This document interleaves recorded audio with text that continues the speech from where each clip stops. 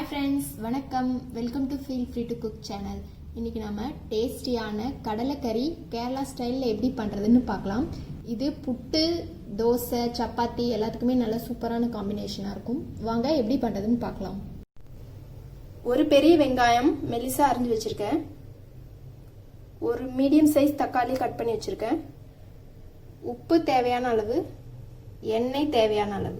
சின்ன வெங்காயம் 3 எடுத்து அரிஞ்சு வச்சிருக்கேன். இது இல்லைன்னா நீங்கள் பெரிய வெங்காயம் கூட சேர்த்துக்கலாம்.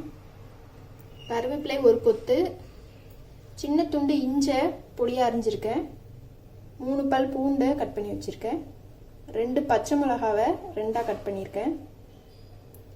1.5 டீஸ்பூன் மிளகாய்த்தூள், 2 டீஸ்பூன் மல்லித்தூள், 1/2 டீஸ்பூன் மஞ்சள் தூள், அரை மூடி தேங்காயை துருவி வச்சுருக்கேன். இது எல்லாத்தையும் ஒரு பேனில் வதக்கிட்டு நாம் பேஸ்ட் மாதிரி அரைச்சி எடுத்துக்கலாம். 1 கப் கருப்பு கொண்டக்கடலை எடுத்து 6 மணி நேரம் ஊற வச்சு நல்லா கழுவிட்டு ஒரு குக்கரில் போட்டு 7 விசில் விட்டு வேக வச்சு எடுத்து வச்சுருக்கேன். இந்த தண்ணியும் வேணும், இதையும் சேர்த்து தான் நம்ம சமைக்க போகிறோம். அடுப்பை ஆன் பண்ணி ஒரு பேன் வச்சுட்டேன். பேன் ஹீட் ஆகிடுச்சு. 2 ஸ்பூன் எண்ணெய் ஊற்றிக்கலாம். எண்ணெய் சூடாகிடுச்சு. இப்போ இதில் இந்த வெங்காயம், கருவேப்பிலை, இஞ்சி, பூண்டு, பச்சை மிளகாய் இது எல்லாத்தையும் சேர்த்து நல்லா ஃப்ரை பண்ணிக்கலாம். தேங்காய் எண்ணெய் இருந்துச்சுன்னா அதை யூஸ் பண்ணுங்க, அது நல்ல ஃப்ளேவர் கொடுக்கும்.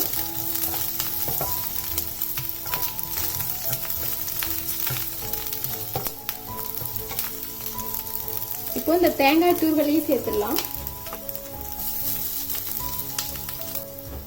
இதை இப்போ நல்லா ஃப்ரை பண்ணிக்கலாம். கோல்டன் கலரில் வரணும் இந்த தேங்காய், அது வரைக்கும் ஃப்ரை பண்ணணும். நல்ல வாசனை வரும், அது வரைக்கும் வதக்கிக்கலாம். அடுப்பை மீடியம் ஃப்ளேமில் வச்சுட்டு வதக்குங்க, இல்லைன்னா தேங்காய் கருகிடும். பாருங்கள், இந்த அளவுக்கு நல்லா வதக்கியாச்சு. ஒரு 10 நிமிஷம் ஆகும். இப்போது இந்த ஸ்டேஜில் நம்ம எடுத்து வச்சுருக்க மஞ்சள் தூள், மிளகாய் தூள், மல்லித்தூள் இது எல்லாத்தையும் சேர்த்து நல்லா வதக்கிக்கலாம். இதோட பச்சை வாசனை போகிற வரைக்கும் வதக்கினா போதும். 5 நிமிஷம் ஆகிருக்கு. இந்த பச்சை வாசனையும் போயிடுச்சு. இப்போ அடுப்பை ஆஃப் பண்ணிவிட்டு இது நல்லா ஆறட்டும். ஆறுன அப்புறம் தண்ணி ஊற்றி பேஸ்ட் மாதிரி அரைச்சி எடுத்துக்கலாம். இப்போ அடுப்பை ஆன் பண்ணி ஒரு பேன் வச்சுட்டேன். பேன் சூடாயிடுச்சு. எண்ணெய் ஊற்றிக்கலாம்.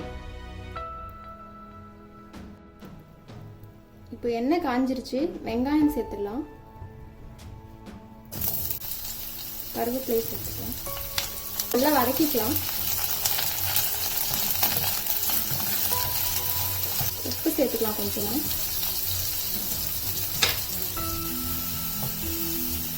இது நல்லா பொன்னிறமா வர வரைக்கும் வதக்கிக்கலாம். வெங்காயம் நல்லா வதங்கிருச்சு. இப்போ தக்காளி சேர்த்துடலாம். தக்காளி நல்லா மசிஞ்சு வர வரைக்கும் வதக்கிக்கலாம். பாருங்க, தக்காளி நல்லா வதங்கிருச்சு. நல்லா பேஸ்ட் மாதிரி ஆயிடுச்சு. இப்போ வேக வச்சிருந்த இந்த கருப்பு கொண்ட கடலையை இதில் சேர்த்துடலாம். இது இப்போ நல்லா மிக்ஸ் பண்ணி விட்டுட்டு மீதி இருக்க தண்ணியும் சேர்த்துடலாம். இப்போ இது ஒரு கொதி வரட்டும். பாருங்கள், இப்போ நல்லா இது கொதிக்க ஆரம்பிச்சிருச்சு. இந்த ஸ்டேஜில் நம்ம அரைச்சி வச்சிருக்க இந்த பேஸ்ட்டு இதில் சேர்த்துடலாம்.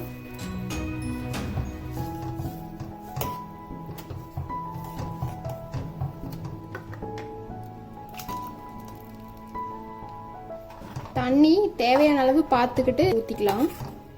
இந்த ஸ்டேஜில் உப்பு கரெக்டாக இருக்கான்னு செக் பண்ணிக்கோங்க. இது இப்போ நல்லா கொதிக்கட்டும்.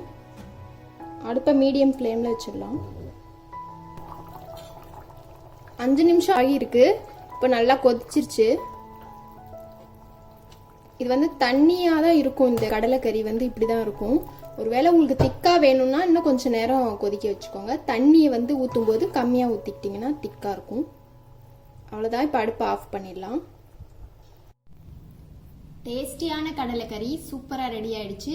நீங்களும் செஞ்சு பாருங்க. இந்த ரெசிபி உங்களுக்கு பிடிச்சிருந்தா எங்கள் சேனலுக்கு மறக்காமல் லைக், ஷேர், சப்ஸ்கிரைப் பண்ணுங்கள். தேங்க்யூ ஃபார் வாட்சிங். பாய்.